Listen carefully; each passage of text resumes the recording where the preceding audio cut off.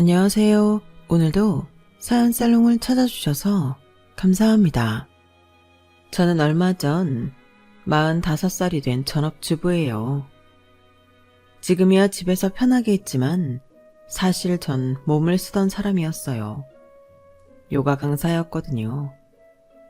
요가 강사가 되었다가 또 지금의 제 모습이 될 때까지 참 다사다난한 인생을 살았던 것 같네요. 그동안 정말 어디에라도 제가 그동안 겪었던 일들을 이야기하고 말로 풀어내면서 마음도 풀고 또 위로도 받고 싶다는 생각이 있었어요. 그래서 이렇게 사연살롱이라는 곳을 알게 되자마자 제 이야기를 적어 내려가기 시작했답니다. 부디 제 이야기를 잘 들어주세요. 원래 저는 어려서부터 참 허약한 체질이었어요. 입이 짧아 한창 성장기일 때도 뭘 많이 먹질 못했고 태생적으로 근육이 안 붙고 빼빼 마른 몸이었죠. 그래도 어릴 때는 잔병치레 조금 하는 정도로만 고생을 했는데 성인이 되어 직장에 다니게 되니 늘 피곤함에 허덕이고 건강 적신호도 여기저기서 나타나게 되었어요. 그런 절 보고 주변 지인이 요가를 추천해 주었고 그게 제가 처음 요가를 시작하게 된 계기였습니다.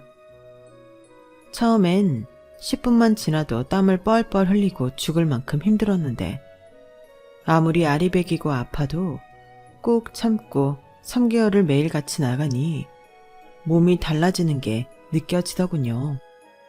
그때부터 재미를 붙여서 열심히 하다 보니 전 몰라보게 건강해진 몸을 갖게 되었고 요가의 매력에 푹 빠지게 되었어요.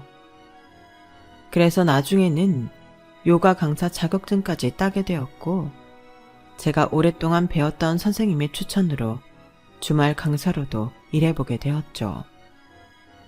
처음에는 주말이나 평일 저녁 수업만 맡아서 하며 투잡 생활을 이어갔지만 강사 수입이 안정적으로 들어오고 저축한 금액이 꽤 쌓이게 되면서 저는 아예 회사를 관두고 전업 강사가 되었어요. 그때 절 강사로 일하게 해주신 원장님이 바로 처음부터 제게 요가를 가르쳐 주셨던 선생님이셨답니다. 새로 요가원을 오픈하게 되었는데 그곳에 강사로 데려가고 싶다고 하셔서 저는 이례적으로 프리랜서 전환을 하자마자 괜찮은 수입을 벌어들이게 되었죠. 그렇게 활기찬 인생의 이막을 펼치고 있을 때 남편을 만나게 되었어요. 세미나에서 자주 뵙던 분이 저와 대화를 나누다가 잘 어울릴 것 같다며 만남을 주선해 주신 것이었는데요. 저보다 1살 많은 나이에 대기업에 다닌다는 남편은 실제로 만나보니 야망이 대단한 사람이었어요. 제가 제 입으로 이런 말 드리긴 그렇지만 되게 좋은 회사에 다니고 있거든요. 저는 뭐든지 무조건 최고 아니면 안 된다는 생각이 강해서 취업이 조금 늦더라도 이 회사를 꼭 들어오고 싶었어요. 그래서 사실 연애할 때 조금 바쁠 수는 있을 것 같네요. 이거 참. 아, 네. 현진쌤한테 들었어요. 그 회사 업무가 엄청 힘들다고 들었는데 괜찮으세요? 물론 너무 좋은 회사라 복지도 엄청나고 급여도 많다고 들었어요. 실제로 그 회사 다니는 분을 처음 뵈서 신기하네요. 사람 사는 게 다 똑같죠. 저는 이 회사 좋아요. 아직 1년차 신입이긴 하지만 그래도 어떻게 들어온 회사인데 끝까지 버티려고요. 요즘 친구들 보면 다 해외여행이니 뭐니 하면서 세월 아까운지 모르더라고요. 돈 아까운 줄도 모르고 말이에요. 은정씨는 어떤 삶을 지향하는 편이세요? 현재를 즐기는 게 중요한 스타일이세요? 아니요. 저도 광활한 스타일이 아니라서 오늘만 보고 사는 편은 아니에요. 원래 직장 다니다가 지금 이렇게 요가 수업하게 된 것도 처음엔 계속 투잡으로만 하려고 했었어요. 지금 원장님 만나서 안정적으로 수업받게 되지 않았다면 아마 아직도 직장 다니고 있었을 거예요. 되게 신중하신 스타일이구나. 은정씨 입맛도 그렇고 얘기 나누다 보니 저랑 되게 잘 통하시네요. 그때 당시는 20대엔 해외여행을 자주 다니고 최대한 젊을 때 많이 놀아야 한다는 생각이 저희 또래 사람들에게 팽배했던 때였거든요. 제 친구들 중에서도 취업을 하기보단 알바나 계약직 일만 하면서 돈이 모일 때마다 여행을 가는 친구들이 있었어요. 하지만 저는 차곡차곡 미래를 준비하지 않으면 불안함을 느끼는 편이었고, 당시엔 드물게도 남편 역시 그런 사람이었던 거예요. 저희는 첫 만남부터 서로에게 동질감과 친밀감을 느낄 수밖에 없었죠. 만나면 만날수록 남편은 미래를 체계적으로 준비해 나가는 듬직한 사람 같았고, 저는 그런 남편이라면 제 미래를 맡길 수 있겠다는 생각이 들었습니다. 저희는 사귄 지 8개월 만에 식을 올리고 부부가 됐어요. 그리고 결혼 1년 차에 저희는 아이를 갖게 되었어요. 남편은 눈물을 글썽일 정도로 기뻐했죠. 그도 그럴 것이 남편은 결혼하기 전부터 아이를 가지고 싶어 했거든요. 저는 사실 원래는 아이를 간절하게 갖고 싶다는 생각은 없었어요. 그냥 낳으면 귀엽겠다, 잘 키워봐야지 라는 가벼운 생각뿐이었죠. 그런데 막상 제 뱃속에 아이가 생겼다는 얘기를 들으니 엄청난 모성애가 생기더라고요. 배가 조금씩 불러올수록 너무 신비롭고 소중했어요. 저와 남편은 하루하루 아이를 만나게 될 날만 고대하며 설레는 날들을 보내고 있었는데요. 불행은 예기치 못하게 찾아오더군요. 어느 날 갑자기 뱃속이 너무 잠잠한 거예요. 덜컥 불안감이 엄습한 저는 곧바로 산부인과로 달려갔고 청천벽력 같은 말을 듣게 되었죠. 유산을 했다는 겁니다. 저희 부부는 굉장히 큰 충격을 받았고 한동안 깊은 우울감에 빠져 살았어요. 밤에 잠도 제대로 못 잘 만큼 좌절감에 힘들어하는 저에게 남편은 먼저 다가와 위로의 말을 건넸습니다. 여보, 이제 기운 차리고 힘내자. 언제까지 이렇게 실패에 빠져 있을 수만은 없잖아. 다시 잘 노력해보면 이번엔 예쁜 아기를 얻을 수 있을 거야. 처음부터 우리한테 올 아기는 따로 있었는지도 몰라. 저는 남편 품에서 엉엉 울었어요. 그제야 저는 제 자신이 그전에는 그렇게 목 놓아 울지는 못하고 있었다는 걸 깨달았죠. 남편 역시 눈물을 흘렸고 그날 이후로 저희 부부는 다시 아기를 가지려 노력했어요. 하지만 그 다음도 또 그 다음도 저희는 계속해서 유산이라는 큰 슬픔을 겪게 되었답니다. 한 번 겪어도 힘들다는 유산을 3번이나 연속으로 겪게 되니 저는 말 그대로 몸도 마음도 만신창이가 되어 정신을 차릴 수가 없었어요.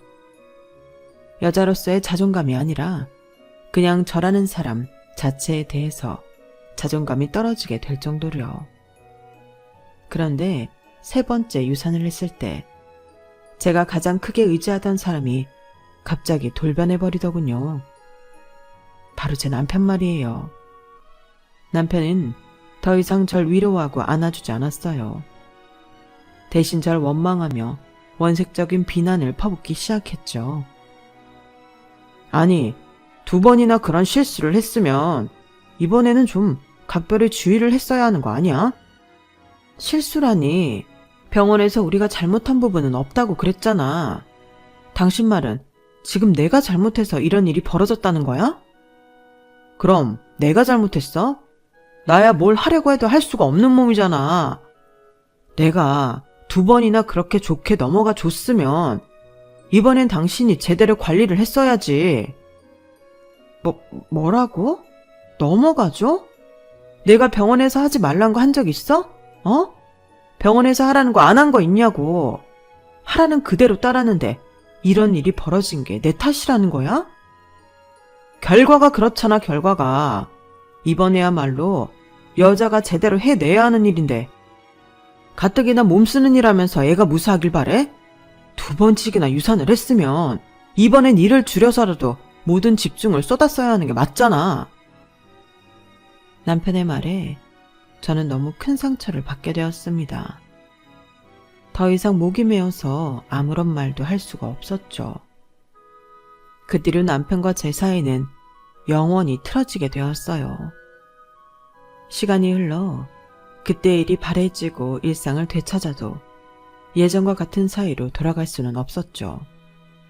하지만 저는 여전히 남편을 싫어하지는 않았어요. 남편이 조금 심한 말을 뱉긴 했지만 남편은 남편 나름대로 심한 스트레스를 받고 있었거든요. 바로 직장에서요. 하필이면 가정이 크게 흔들리던 시기에 남편이 잘 따르던 부장이 사내 정치에 밀려 좌천된 거예요. 그 부장님은 저 멀리 지방으로 내려갔다고 했어요. 무슨 일인지 저는 정확히 알지는 못하지만 상황이 심각한 것 같더군요. 남편은 아직 서울에 있었지만 입사 동기들이 전부 승진할 때 혼자만 덩그러니 승진을 못하고 남게 되었어요. 그리고 결국엔 현장직으로 옮겨가게 되었죠. 남편은 오히려 지방으로 쫓겨난 것보다 승승장구하는 동기들을 보면서 자기만 혼자서 현장에서 일을 하는 걸 더 힘들어 했어요. 밤마다 잠도 설치고 괴로워할 만큼요. 저에게 말한 것 외에도 회사 생활에서 받는 스트레스가 꽤 컸을 겁니다. 대기업의 직장 내 괴롭힘은 차원이 다르더군요. 남편은 어떤 일을 겪는지 세세하게 말하진 않았지만 탈모까지 올 정도로 크게 스트레스를 받았어요. 서로 사이는 소원해졌지만 그래도 저는 남편이 술을 마시고 들어오거나 유달려 얼굴이 푸석해질 때면 걱정이 되었어요. 그래서 시간 날 때마다 도시락을 싸주거나 해장이 필요하면 아침마다 밥을 해먹이고 회사에 보냈죠. 정 시간이 없으면 꿀물이라도 타줬고요. 살림은 자연히 제가 90%를 담당했고 남편은 주말에 한 번씩 설거지나 빨래를 하는 등 최소한의 일만 도왔지만 그걸 가지고 뭐라고 한 적은 한 번도 없었을 만큼 저는 남편을 위해 맞춰서 살았답니다. 그렇게 3년 정도의 시간이 흘렀고 남편은 드디어 사무실로 다시 복귀할 수 있었어요.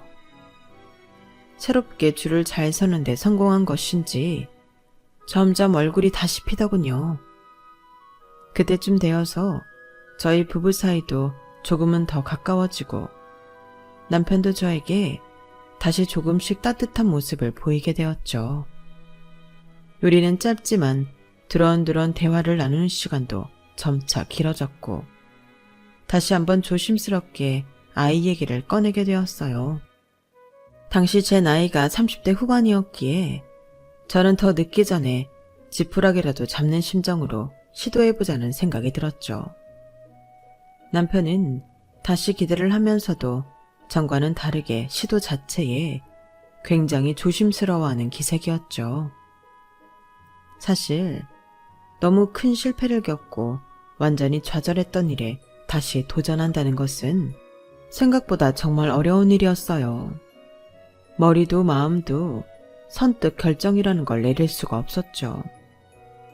그렇게 남편과 조심스러운 결정을 고민하고 있던 시기에 제가 일하던 요가원의 원장님께서 저에게 여행을 제안하셨는데요. 요가인들이 정말 많이 가는 여행지 중 하나였고 자연이 아름다운 곳이었기에 저는 고민할 필요도 없이 그 제안을 받아들였어요. 사실 오랜 기간 가까이 지내며 제 사정을 전부 알고 계시던 원장님이 제가 새로운 환경에서 잠시라도 활기를 되찾길 바라는 마음에 기회가 오자마자 저에게 제안을 주신 거였기에 전 너무나 감사하는 마음이었죠. 남편도 좋은 기회라며 잘 다녀오라고 해주었고 여행의 첫 3일은 정말 행복했답니다. 전 그렇게 자유여행으로 해외를 가본 적이 처음이었는데 아름다운 풍경도 마음껏 만끽하고 그런 자연 속에서 다 같이 요가를 하고 건강한 음식을 먹는 것이 너무나 즐거웠어요. 몇 년 동안 쌓여있던 스트레스와 억압감이 전부 해소되는 듯 했죠.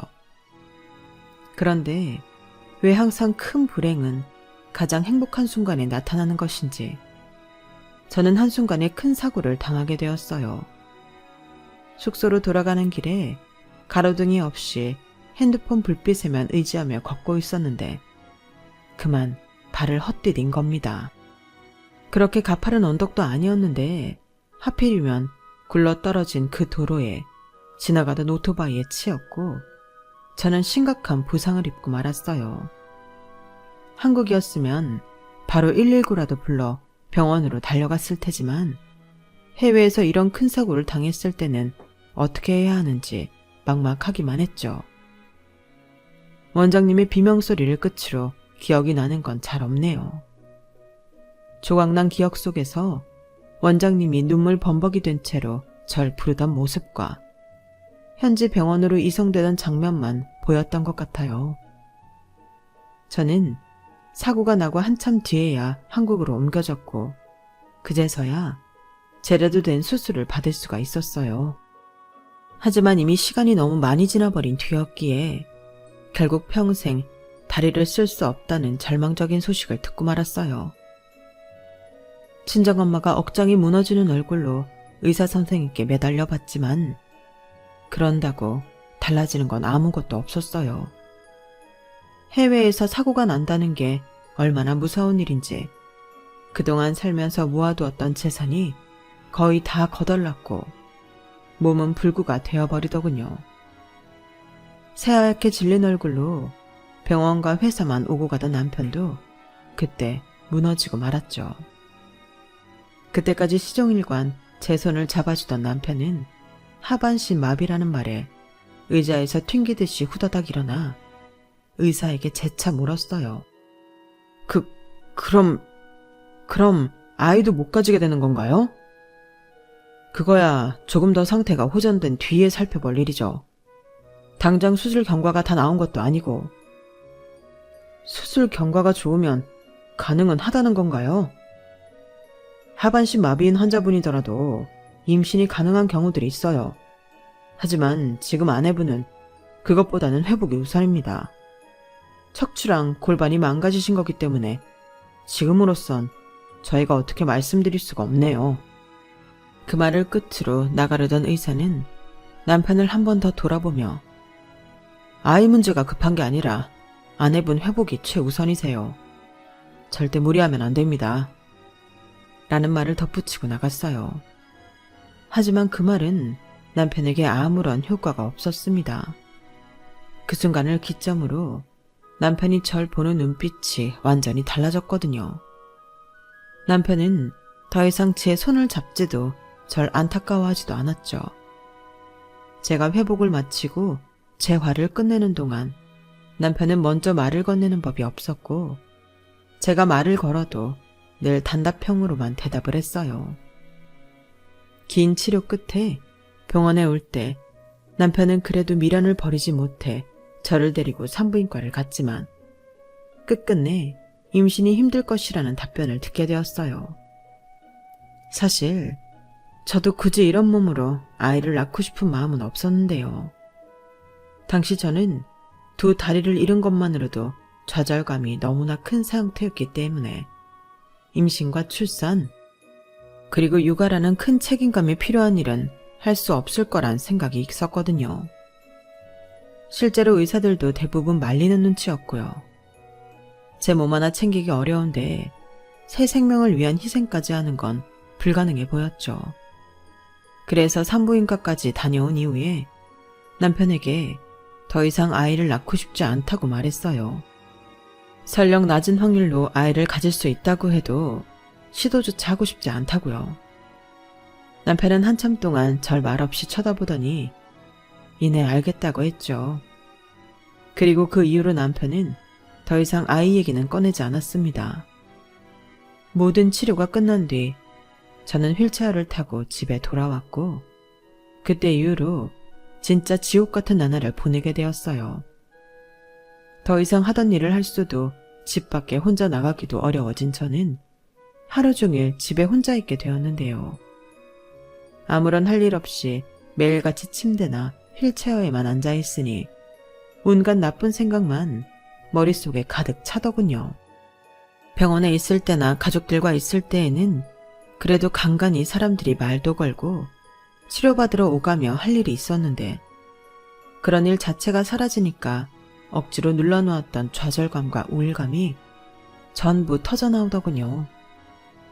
화장실을 가고 커피를 마시고 거실에 나가고 집 앞 마트를 가는 등 전에는 당연하게 하던 것들을 이제는 완전히 처음부터 다시 익혀나가야만 했으니까요. 달라진 신체로 산다는 게 이런 의미구나 라는 걸 저는 매 순간 피부로 깨달으며 많이 울고 또 많이 힘들었습니다. 그런데 제가 집에서 그런 힘든 시간을 보내는 동안 남편은 저를 철저하게 외면했어요. 혹시 모를 비상 상황을 예방하기 위한 홈캠만 거실에 하나 덩그러니 설치해두고 애완견만도 못할 정도로 절 방치해버렸죠. 몸이 불편해진 이후로 오히려 집에 더 잘 안 들어오는 것 같았어요. 어쩌다 일찍 들어와도 식사는 반드시 밖에서 먹고 왔고 저는 철저히 무시한 채 거실에서 맥주를 마셔댔어요. 술주정을 하고 잔뜩 취할 정도로 술을 마셔도 다음 날이면 어김없이 출근을 했고 심지어 주말에도 자처해서 일을 하러 나가니 저는 남편에게 도움을 하나도 받을 수가 없었죠.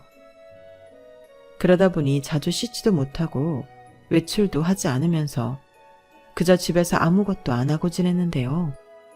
하루는 평소처럼 배달 음식을 시키라고 하는데 카드 결제가 안 되는 거예요. 사고 이후로는 쭉 남편 카드를 사용하고 있었기 때문에 저는 남편에게 연락해서 점심을 시켜 먹으려고 하는데 결제가 안 된다고 말했어요. 아, 내가 말 안 했나?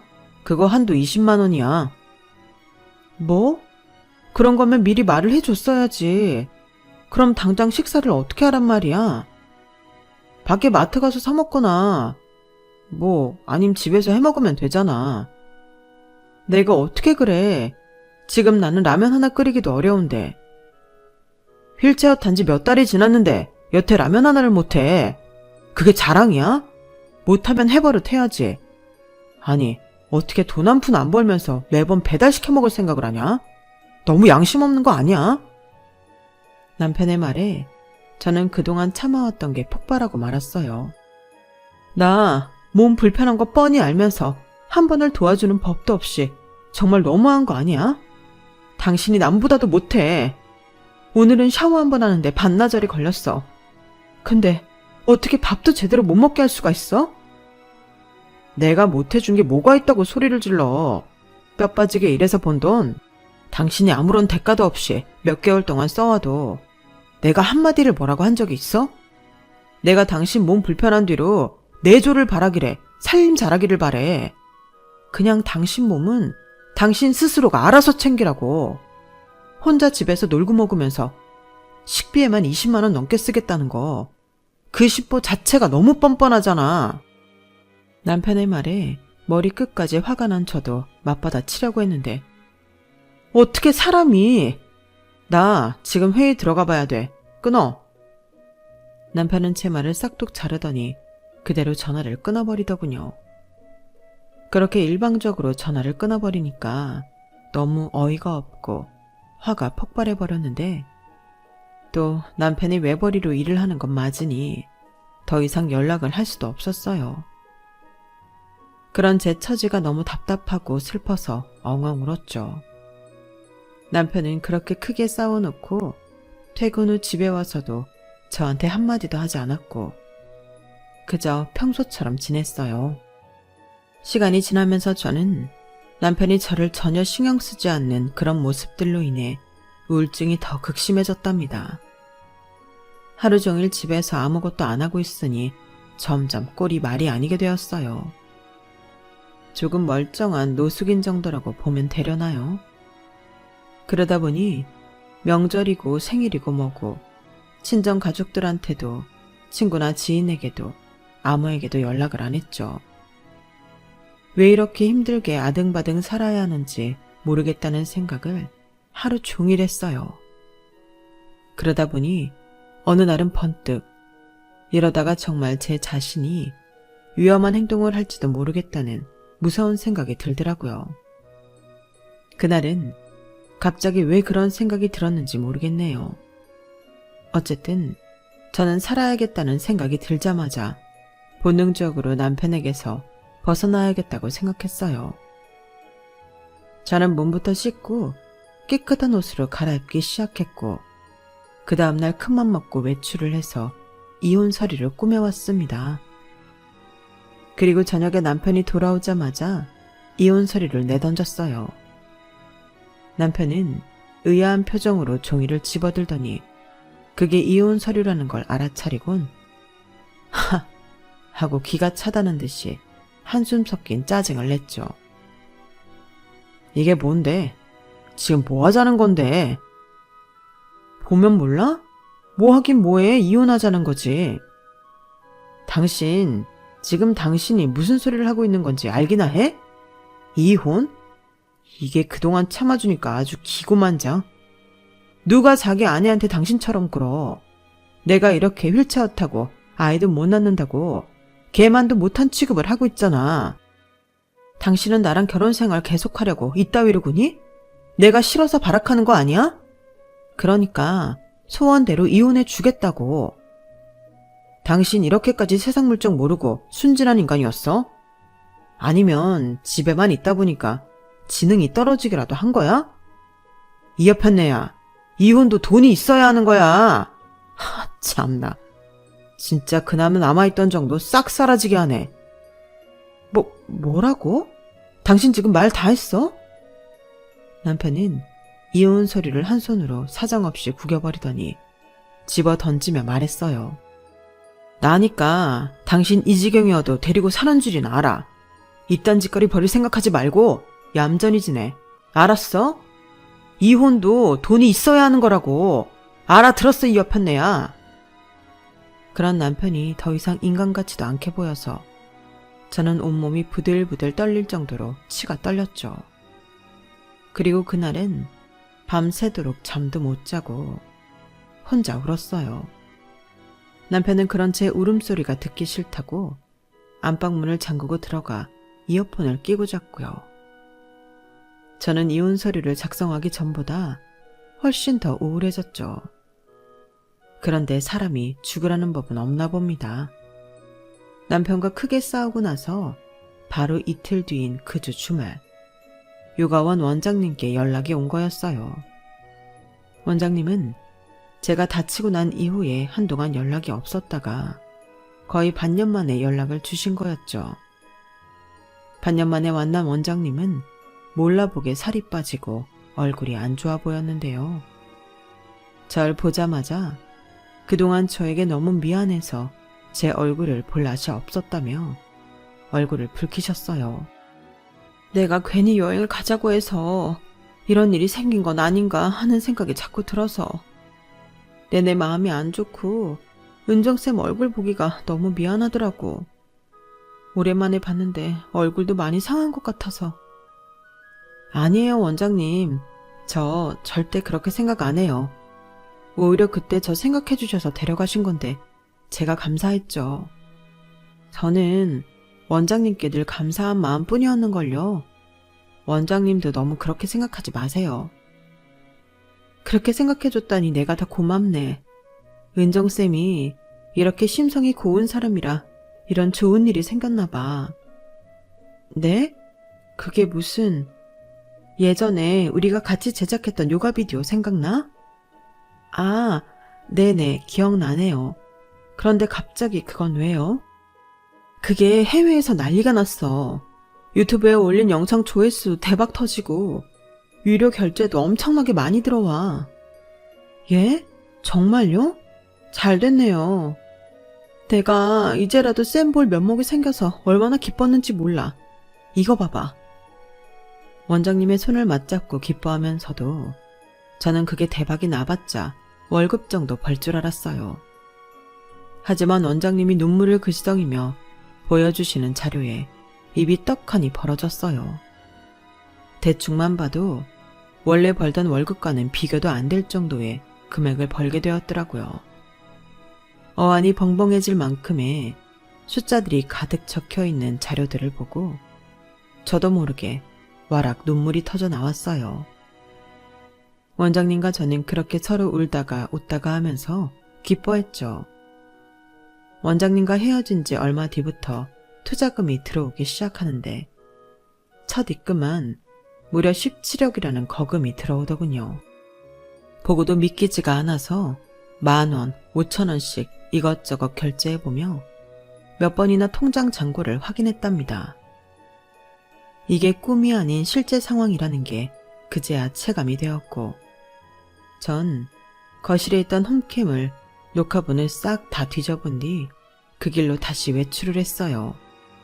이번에야말로 이혼 서류를 제대로 꾸며 남편의 회사에 도착했고 하루 종일 부지런히 움직였음에도 벌써 5시가 다 되어 가더군요. 저는 아무나 붙잡고 강태용 과장을 불러달라고 무작정 부탁을 했어요. 몇 번의 시도 끝에 누군가 그 사람을 불러줬고 잠시 후 강태용 과장이 어리둥절한 표정으로 로비에 내려오는 게 보였죠. 저는 휠체어를 끌고 다가갔습니다. 저 부른 사람이 그쪽이에요? 근데 누구세요? 안녕하세요. 강태용 과장님이세요. 저는 조 대리 아내예요. 조재호 대리요. 아, 근데 왜 저를... 이거 받으세요. 이게 뭔데요? 공개되면 저희 남편 인생 망가지는 영상이에요. 강태영 과장은 묘한 표정으로 제가 내민 USB를 건네받았어요. 그리고 이해가 안 된다는 말투로 제게 물었죠.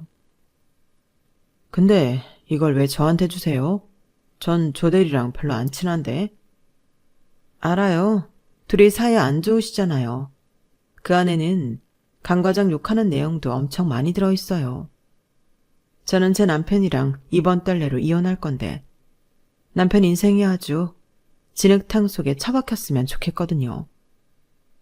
강태영 과장은 한참 동안이나 굳어진 돌상처럼 말없이 제가 건넨 USB만 쳐다봤어요.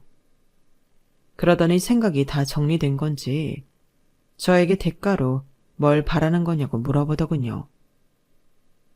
그 영상으로 뭘 하시든 최대한 크게 하셨으면 해요. 그게 다예요.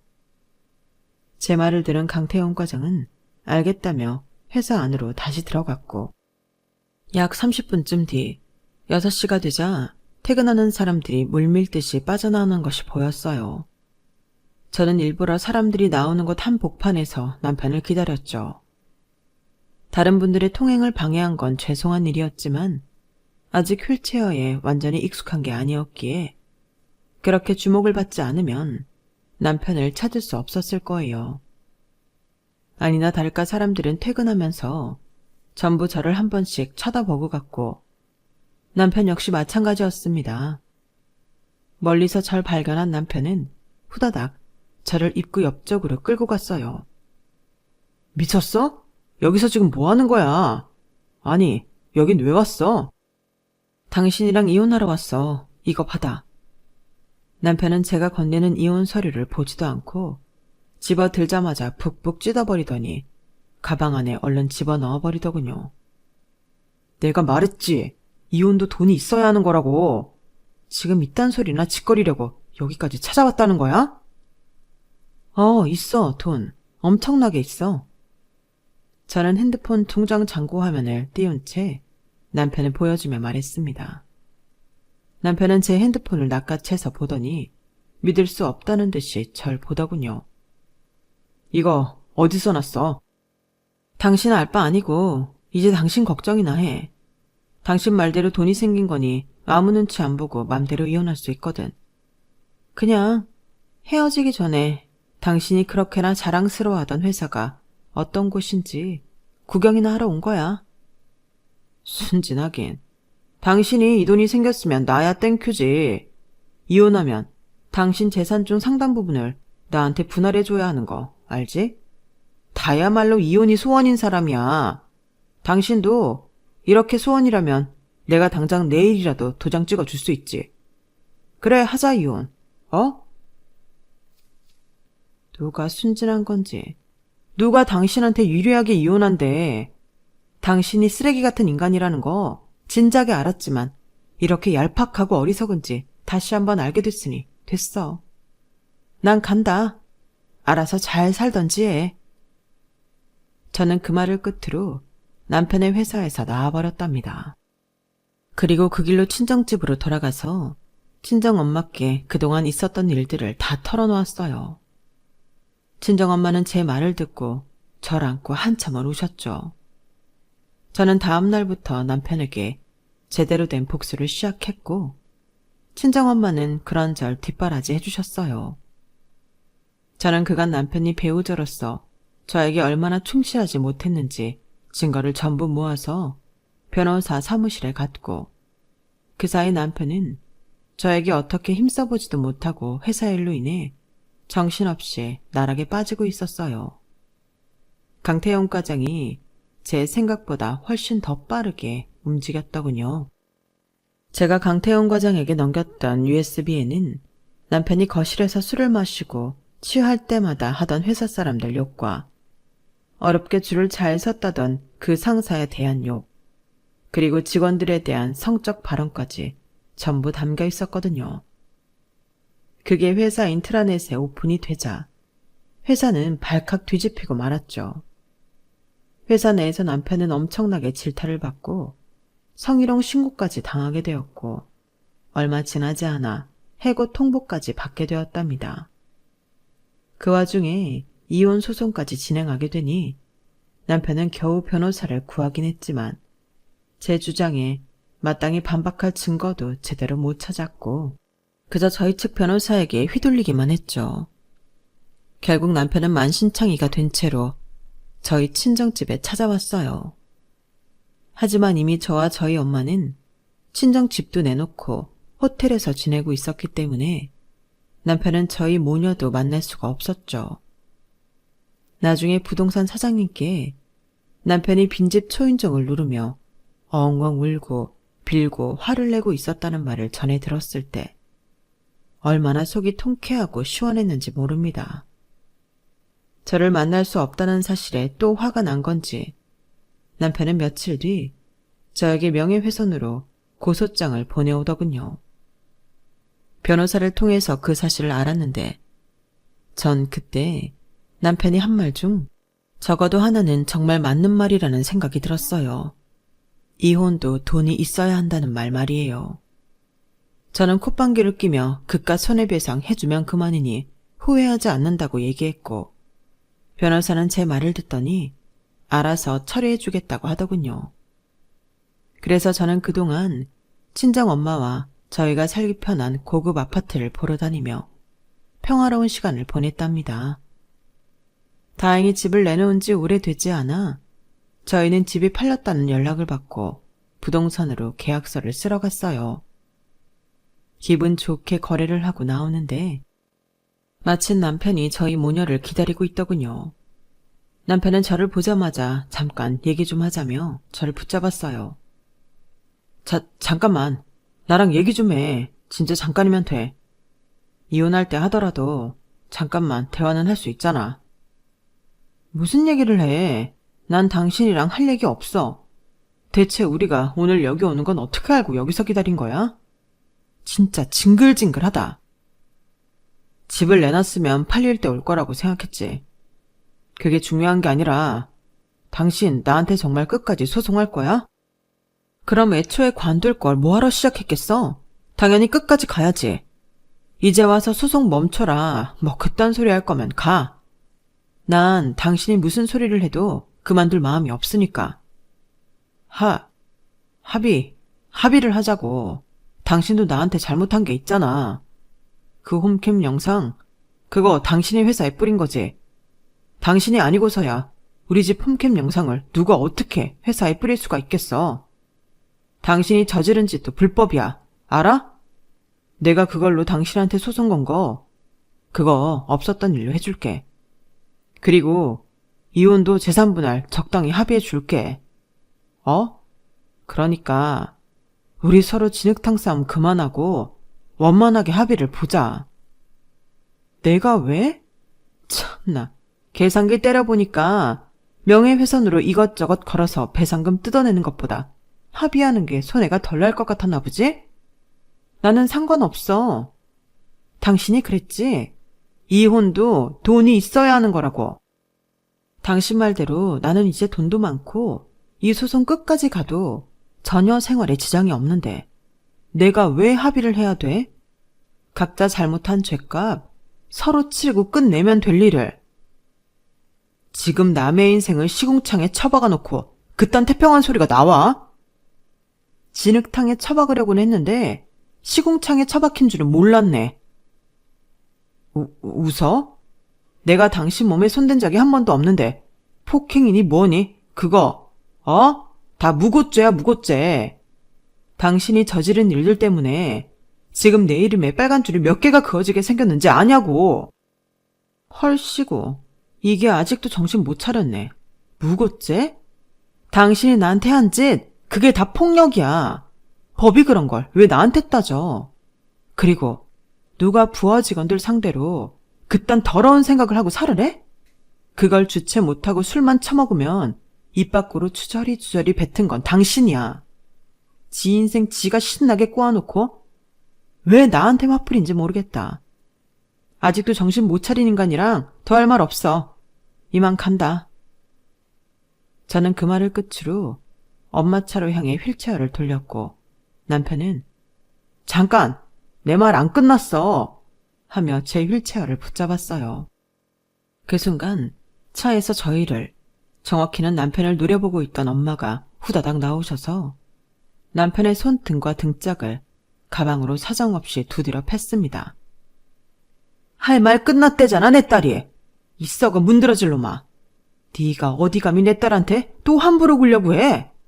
어디 내 딸 휠체어에 손을 대냐고, 이 금수 같은 놈아. 남편은 비명을 지르며 균형을 잃고 땅바닥에 엎어졌고 엄마는 남편이 넘어져도 등이며 뒤통수를 향해 쉬지 않고 가방을 휘두르시다가 마지막엔 남편에게 침까지 뱉으며 으름장을 놓으셨어요. 어디 한 번만 더 내 딸 함부로 해봐. 아주 그냥 그놈의 손모가지며 주둥아리며 평생 다시 못 쓰게 해줄 테니까. 알았어? 엄마는 씩씩거리시며 절 차에 태우시고는 호텔로 돌아오셨어요.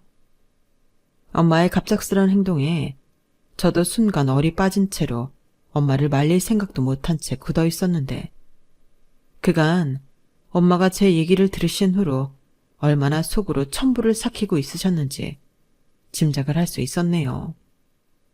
저랑 연락도 잘 안 되고 있던 반년 동안 제가 몸도 마음도 형편없이 망가져가고 있었다는 걸 뒤늦게 알고서 얼마나 남편에게 분노하셨겠어요. 저도 그런 엄마를 보고 그 기간 동안 엄마한테 연락을 안 드린 게 후회가 되고 죄송스러운 마음이 들었어요. 그리고 그렇게라도 엄마가 속을 풀게 되셔서 오히려 다행이라고 생각이 들었네요. 남편은 결국 나이 40이 훌쩍 넘어서 직장도 잃고 그동안 모았던 재산도 거덜난 채 길바닥에 나앉게 되었답니다. 모든 일들이 다 마무리가 된 뒤 남편은 일용직을 전전하며 생계를 유지한다는 소식을 들었을 때 저도 조금은 마음이 씁쓸하긴 했네요. 하지만 진작 남편이 기본적인 인성만 갖추고 살았더라면 겪지 않았을 일이기도 하니 별로 불쌍한 마음은 없었어요. 다만 어쩌다 젊고 촌기 있던 양반이 저렇게 못나게 타락했을까 싶은 생각만 든 것뿐이죠. 엄마랑 저는 휠체어로 이동하는 것도 편하고 병원도 가까운 고급 아파트에 들어와 둘이 살고 있어요. 제가 원장님과 제작했던 요가 비디오는 점점 더 잘 되어 분기별로 억대의 금액이 들어오고 있고 저희는 추가로 다른 헬스 사업을 진행하려고 힘쓰고 있답니다. 아마 내년쯤에는 새로운 사업을 본격적으로 시작하게 될 것 같네요. 요즘 저는 전처럼 집에서 좌절감에 허덕이고 있지만 않고 운동도 열심히 하고 균형 잡힌 식사도 끼니마다 챙기며 건강한 삶을 살아가고 있어요. 엄마가 물심양면으로 도와주시는 게 가장 큰 힘이 되고 있고, 아무래도 제 마음가짐이 예전과는 많이 달라진 것도 한몫하는 것 같네요. 지난 세월을 돌아보니 제 인생은 항상 오르락 내리락 굴곡이 많았던 것 같은데요. 그래도 지나고 나서 생각해보니 이런 인생이라도 살아있길 참 다행이라는 생각이 드네요.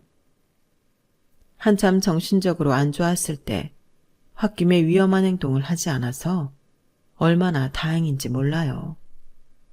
그리고 그렇게 굴곡이 많았던 인생 가운데에 저희 남편처럼 반인륜적인 악행을 저지르지 않았다는 것도 참 다행이라는 생각이 드네요. 겪어보니 자신이 저지른 악행은 결국 다 자신에게 돌아오게 되는 것 같습니다. 저는 앞으로도 지난 일을 교훈 삼아서 선하게 살아가려고 노력할 거예요. 지금까지 제 이야기를 들어주셔서 감사합니다. 저에게 응원도 많이 주시고 들어주신 모든 분들 건강하시고 부자 되세요. 여러분, 사연 댓글에 응원과 현명한 조언 부탁드려요. 좋아요와 구독은 저에게 큰 힘이 됩니다. 오늘도 좋은 일 가득하세요.